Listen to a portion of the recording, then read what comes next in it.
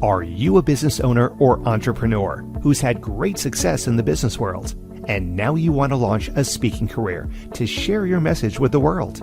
If that's you, then listen up. 25-year speaking industry veteran Brett Ridgway has released his latest special report, 3 key things entrepreneurs must master to build a profitable speaking business.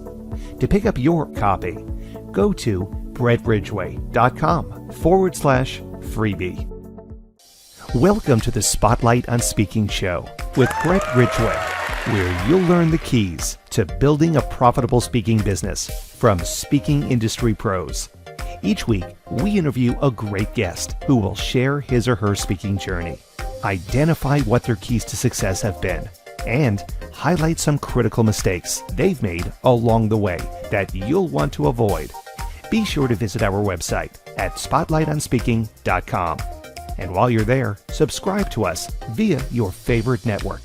Now, sit back, tune in, and get ready to meet this week's guest. Hello again, everyone. This is Brett Ridgway, and welcome to another episode of the Spotlight on Speaking show, where each week I'll be interviewing an industry insider, find out a little bit about their speaking journey, have them share some tips to success for building a successful speaking career, and then also ask them to bare their soul a little bit and share some mistakes they made along the way so that hopefully you don't make the same mistakes. But my guest today is Tom Antion, and Tom has never had a job. He's an internet multimillionaire guy next door. He's the subject of a Hollywood documentary called The American Entrepreneur, which is premiering in spring of 2023. Very cool. And Tom has done over 3,000 speeches in 12 countries and has never done less than $100,000 in backroom sales in the last 20 years. So, Tom, welcome to the Spotlight on Speaking show. Hey, Brett, how you doing, man? Doing well, man. So we probably go back, good gosh, 200 years, I think. I was looking on the calendar. You know, I've gray bearded it a little bit, but I don't think I'm quite that old. But you know, a number of years, and you know, we've crossed paths at a lot of events. And Tom has always been, as best to my knowledge, the number one seller at any event that I've been involved with, whether I'm handling the back room or just a student in the crowd or whatever. So he's a master of the craft. So I want you to pay close attention to what he has to share with you today, because been there, done that, knows that, and can do that. So, Tom, again, welcome aboard. So, I mean, you've been at the speaking game a long time, my friend, even way before we met, I know. So, yeah. You know, kind of what got you into this industry? How did you decide what you want to speak about? I mean, just share a little bit about your journey, how you got to where we are, so to speak. Well, you know, I've never had a job, so I've always had my own business. So this is long before the internet came around. You know, I started my first business in 1977, formally. And I came up through the ranks doing businesses and speaking. And I had a nightclub for a long time. I was in gunfights and knife fights, got out of that barely. And then I got into the entertainment business. I had a business called Prank Masters. We custom designed practical jokes. This was long before Punk'd and all these shows were on.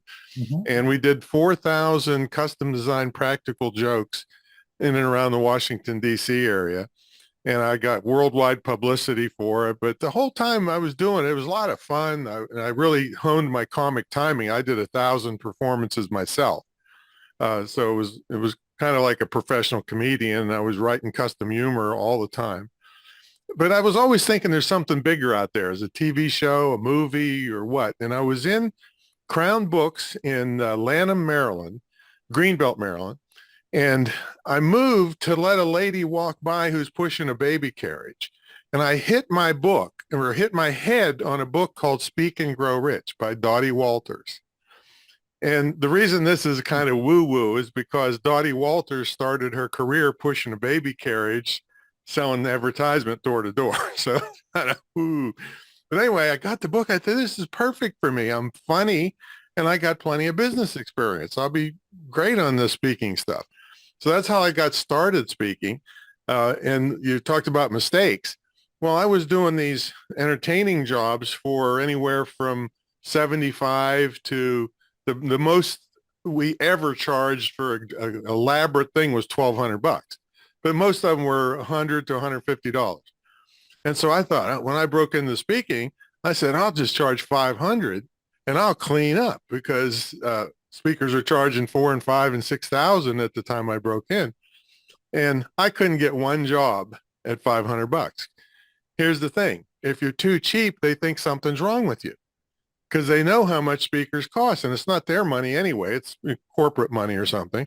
And so I couldn't get one job at $500. They must have thought I was a womanizer, drunk, didn't show up. Who knows what they thought, but I couldn't until I raised my fee to $1,250 at the time. This is back in the early 90s. That's when I got my first job. So don't be too cheap. You can always make deals and come down in fee by getting something back from the group. You never want to just drop your fee. That's called fee credibility. Yep. When I quit corporate speaking, I was 20,000. So I tell somebody it was 20,000. Here's an example of not fee credibility. So I'm 20,000. Oh, we only have 1,500. I'll take it. That's not fee credibility. So you always want to make deals that can, if you really want to do the job, trade for things. Say, okay, well, can I have the database of the attendees so I can follow up for sales, or, extra airfare or extra days at the resort. You can always trade some things to bring the fee down to make the deal with them. So those are important things, but don't be too cheap. There's no advantage to it.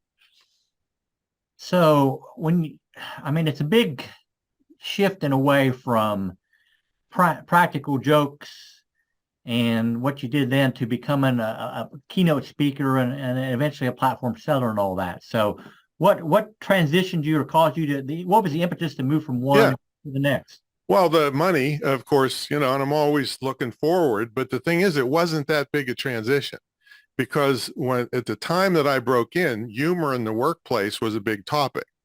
And I was already hellaciously funny from writing custom humor for 6 years.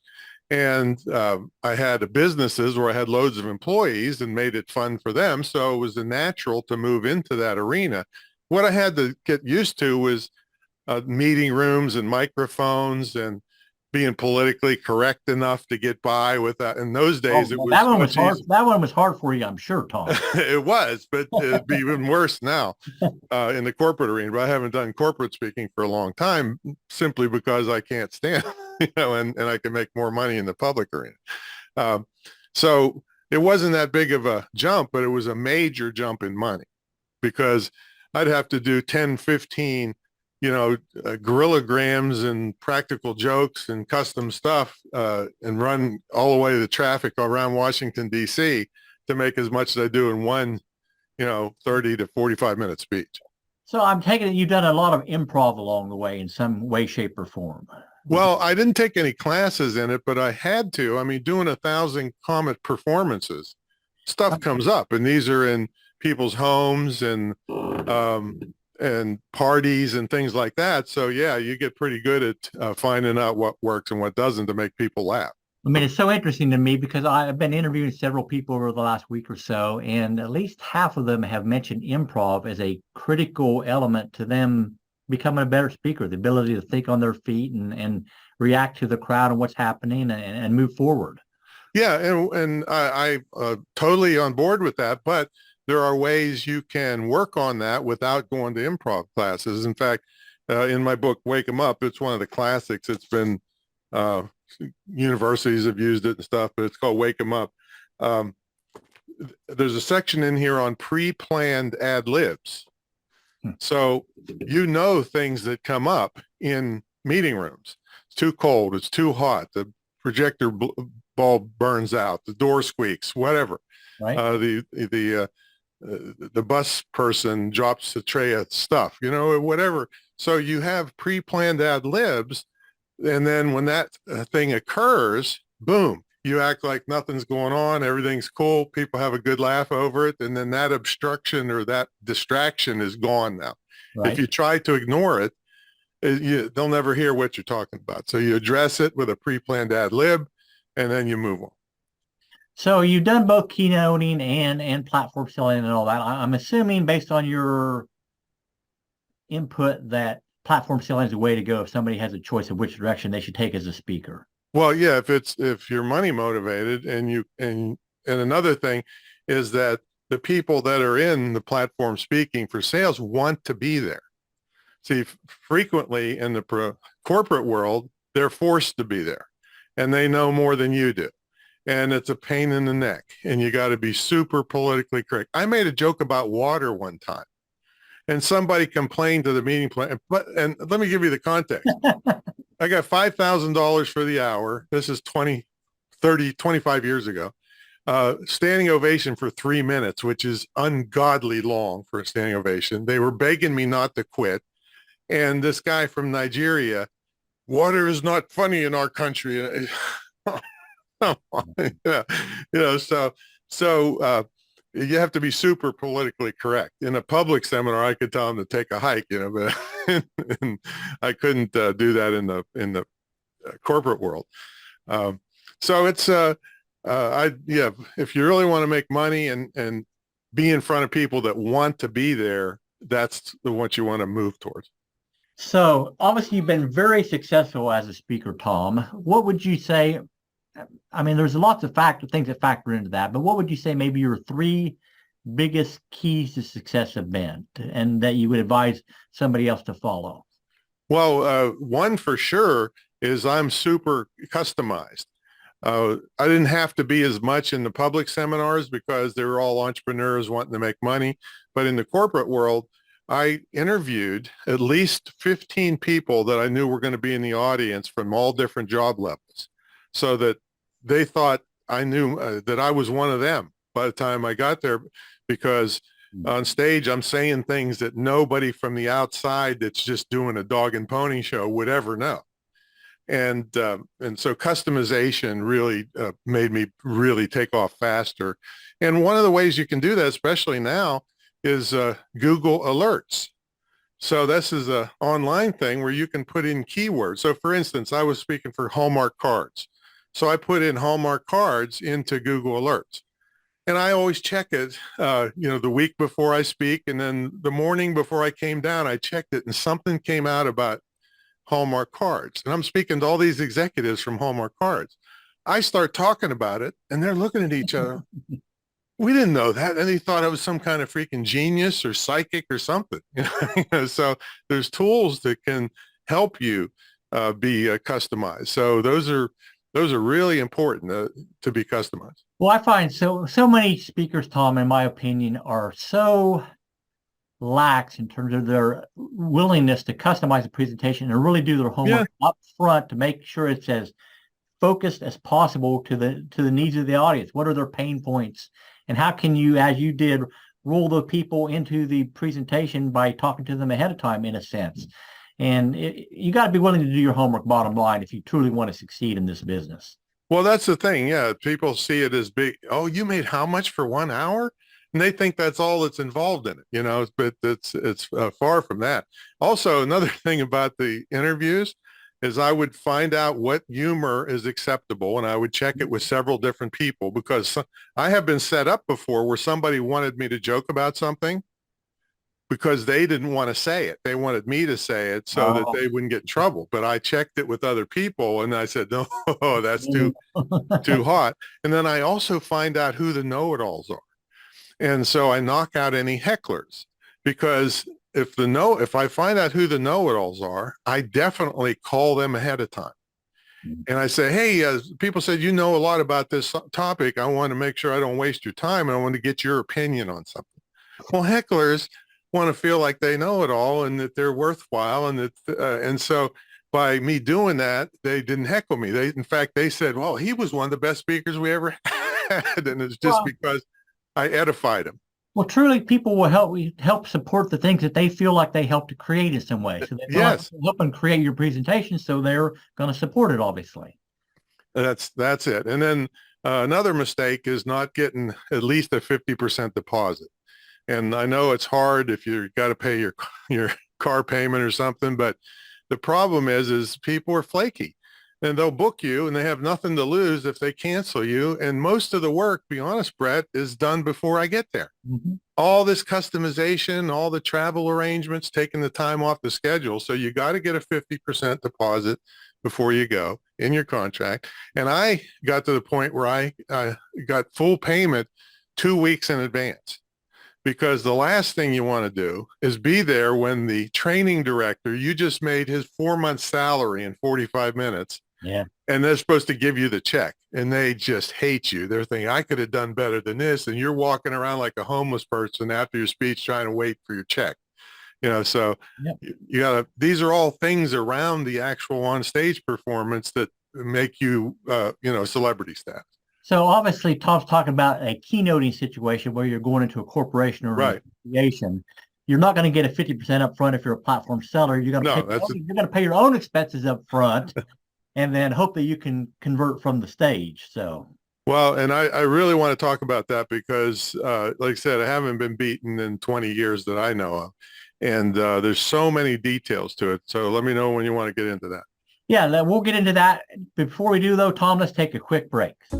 Are you a business owner or entrepreneur who's had great success in the business world, and now you want to launch a speaking career to share your message with the world?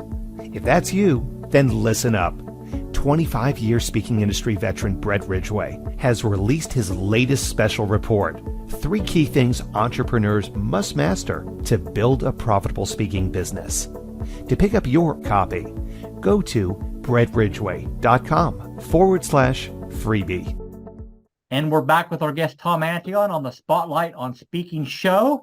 And I know Tom has some great advice to share regarding how you can maximize your backroom sales at an event if you're a platform seller. So let's just dive right into that, Tom. All right. Yeah, I've got a whole checklist here because, I don't want to miss anything for the folks. So this is the way I do things. When I'm booked at an event, first of all, you want to build your reputation up. You can't do all of this stuff right off the bat. You got to have a reputation before you can do everything, but I'm going to give you what to shoot for.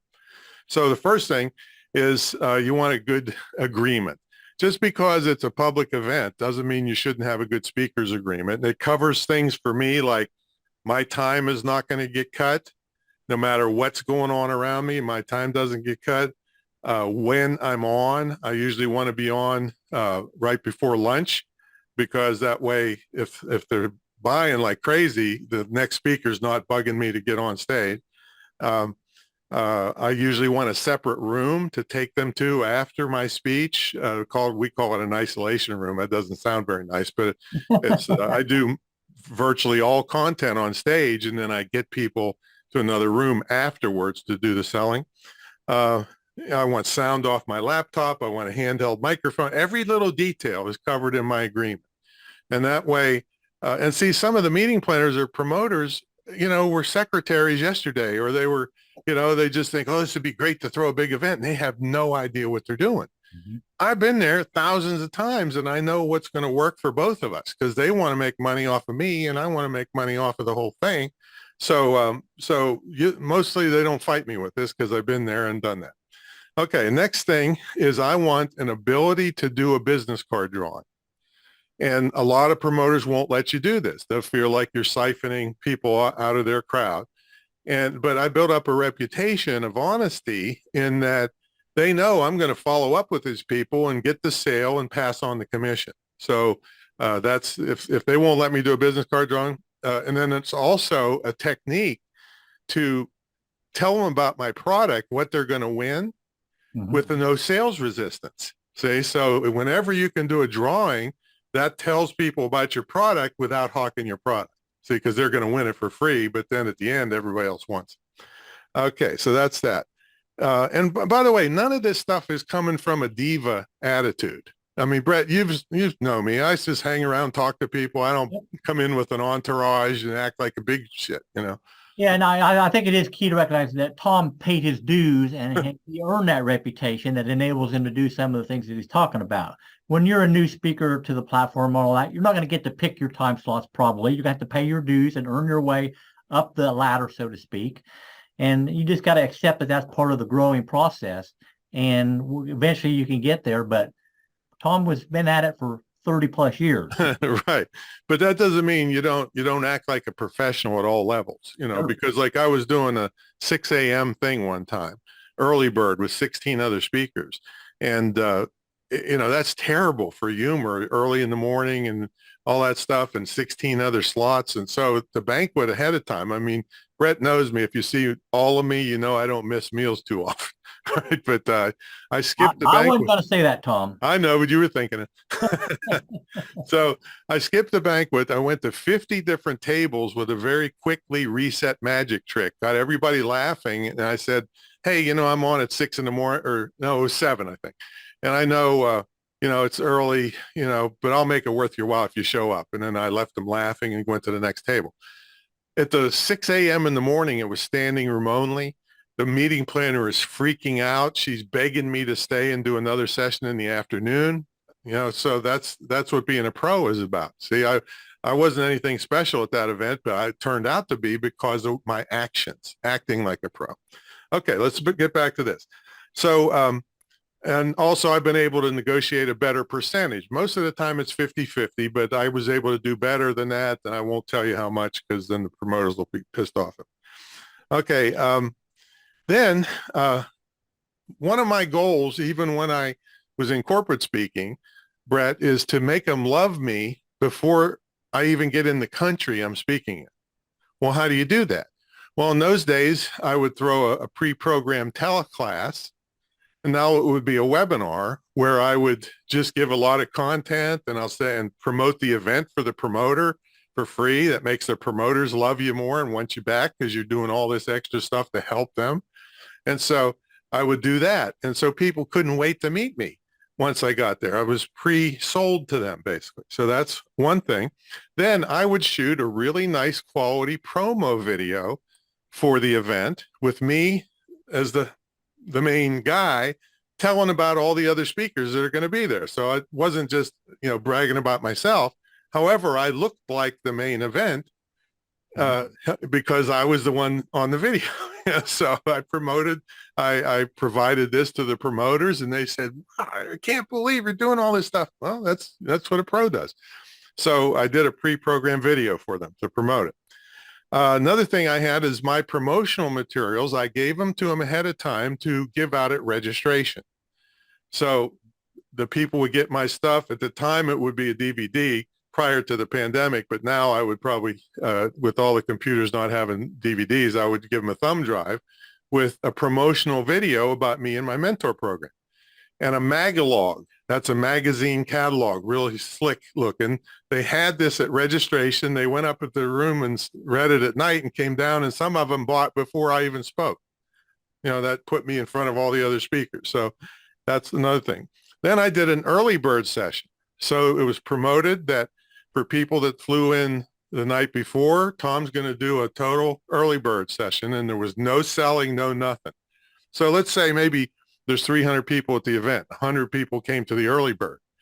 Well, I wowed them, and then those 100 people the next day are going to be talking to the 200 more people coming in. And they say, oh, man, that guy was great last night. He's not on again until Sunday, but, oh, you got to see him. So it again, infiltrated the whole event. All right. Yeah, I think you've probably seen me do this. Oh, more than once. Yeah. And during that, I taught a thing, and this is one of the things I can't believe more speakers don't do, Brett, is I use my own stuff. I don't use PowerPoint. I use my own stuff as my presentation. I never use PowerPoint. So in that session, I used a video about my mentor program in my retreat center, teaching them how to make a $50,000 video about their business. However, I'm using my business and my cool retreat center as the teaching mechanism. If I just said, here, I'm going to show you how great I am, people wouldn't have come. But if they were going to learn how to make a $50,000 video about their company, then they stood there but they were, all of this stuff is getting in their brain. This guy is great, and that's what I want. So that's an early bird session. Okay, now this is a cool trick. After you get known a little bit, I made a deal. I don't even know if you know this. I made a deal with other speakers that the ones that I liked. So if I didn't like you, I wasn't going to make this deal. Right? And there's a lot of ripoffs out there. I'd say, listen, I'll mention you from my stage if you mention me from your stage. And I had helped a lot of these people, even if they weren't my students. I, critiqued their sites or did something for them. So look at the math here. I mentioned them once during the course of a 90-minute speech, but 5 or 6 or 7 other speakers during the event mentioned me. Brilliant. so, so that's a pretty cool trick there, technique. Then I did a bang up job on stage for at least 90 minutes. That's about my sweet spot. My thing, folks, is I deliver at the hope level, because I could get up there and in 10 minutes blow your way that you'd say, I could never do this in a million years. Well, what good does that do? It doesn't motivate you, doesn't make me any sales. Yeah. So I deliver just high enough where you feel like you could do it if you had some help. That's delivering at the hope level. Brett's right. I'm taking notes. Yeah, because you go up there and show them how smart you are. You're just alienating people, like saying, oh, I could never be you. So, and that's why I used to buy the $3,000 custom suits from Los Angeles. I got rid of all that. I haven't had a tie on since my mother's funeral. All right. So I just become one of the people they feel, oh, that guy's a regular guy. That's why I'm called like the multimillionaire next door. I'm the same guy sitting here talking to you as you've seen me at 100 events. I just walk around to talk to people and be nice to people. Yep. And so that's better on stage to not lord over how brilliant you are. They'll get that idea with all the stuff you show them if you do a good job. Okay. Then I do the business card drawing. Told you about that. And I don't usually wear a name tag. This is just the sidebar. A lot of times people will be talking to me ahead of time, have no idea who I am. I like this because then they see me on stage and they're like, oh, that's the guy I was talking to. And that's just another little oomph that this guy is one nice, approachable, accessible, but he's still this guy that's up there. These are just little things. Then afterwards, I take them, I do 95% content, entertaining content, and then I take them to this isolation room, we call it. And that's taking them to another room, the people that are interested. So the people that want more, they're pre-selecting themselves as being predisposed to, I don't know if I can afford this guy, but I want to go see. And so then we go in there and talk about my mentor program. For a while, I started throwing pizza parties so they wouldn't have to worry about running to lunch. And so if it cost me, even at a hotel, $400 or $500 to throw a pizza party, so what if I'm going to leave with at least 100,000 and the most I've done is like 250,000 for Mark Victor Hansen one day. So again, being a pro, let's see. And I'm always, this is another sidebar, first there, last to leave. First there, I'm doing sound checks. I'm checking my computers, talking to the video guys, talking to the audio guys, making sure no glitches there. And I'm the last to leave and very accessible during the whole event. And I watch every single word of every single speaker, because this is another mistake for you folks. You come in there and you say either the same thing the last speaker just said, and people are like, oh, man. Or you say something entirely opposite with no reference to what they just heard. So I listen to every single one. And if I think it's BS, I won't say that in most situations, but I'll say, hey, you heard so-and-so say this. Well, he might have had success with that, but I have had better success doing this way. So you're showing that you're in the moment and not just dog and pony show and oblivious to what's going on around. And then I follow up with the people that didn't buy with broadcast emails or phone calls because of the business cards that I have from the business card drawing. And if somebody converts, then the promoter still gets the money. Right. And a lot of them couldn't believe it when in my early days, man, I can't believe it. You're sending me the money from somebody, 3 weeks later. Yeah. I wouldn't have got them if it wasn't for you. Be fair to everybody. So that's my story, and I'm sticking to it. Follow up. But see, it's more than just the 90 minutes on stage. It's all of this stuff put together that makes you a pro. Well, these are such great takeaways. And the first thing I want to do is encourage everyone who watched or listened to this podcast to watch or listen to it again, because I normally ask people to share, 3 or 4 keys to success, mistakes to make. And I think we got about 35 here. 3 or 4, I'm not even warmed up. So I so appreciate you sharing your expertise today, Tom. If somebody wants to get involved in your world, where do they go to find out some more about Tom Antion and what you might have to offer them? Well, they should definitely get on my podcast. It's called Screw the Commute. It's in the top 1% of all podcasts, according to Listen Notes. And it's got over 300 training episodes and 400 or so interviews with top entrepreneurs like yourself. And that's probably good, screwthecommute.com. And if you go /training, if you just want training like this, like rapid fire for 300 episodes, you get $1 million worth of training for free. And then I have a mentor program. I have a pro speaking mentor program. Just a lot of stuff available. And I'm very available too. I mean, if you want to talk, there's no high pressure for me. If you have some questions, shoot them over. Yeah, I'm actually reading one of Tom's books again as this week. So there's always something new that you learn, even though you've looked at something before or heard something before. Maybe your frame of reference is different now than it was a year ago or whatever. So great stuff, Tom. I so appreciate it. This has been another episode of the Spotlight on Speaking podcast. If you haven't already, go to spotlightonspeaking.com and register there so you can be notified of upcoming episodes. And also, if you haven't been over to brettridgway.com yet, I encourage you to hop on over and pick up your copy of my free report, 3 Key Things Entrepreneurs Must Master to Build a Profitable Speaking Business. But this has been the Spotlight on Speaking show. As always, I wish you the greatest of success in all that you do. Thank you again, Tom. And everybody, make it a great week. Take care. Bye-bye. This has been the Spotlight on Speaking show with Brett Ridgway. Be sure to join us every week as we interview speaking industry pros and have them share their best tips for building a profitable speaking business. Until next week, thank you for tuning in, and remember to visit our website at spotlightonspeaking.com so you can enjoy even more great episodes like this one. While you're here, be sure to subscribe via your favorite network. We look forward to seeing you next time on the Spotlight on Speaking show. Until then, our sincere best wishes to you for the greatest of success as you work to build your own profitable speaking business.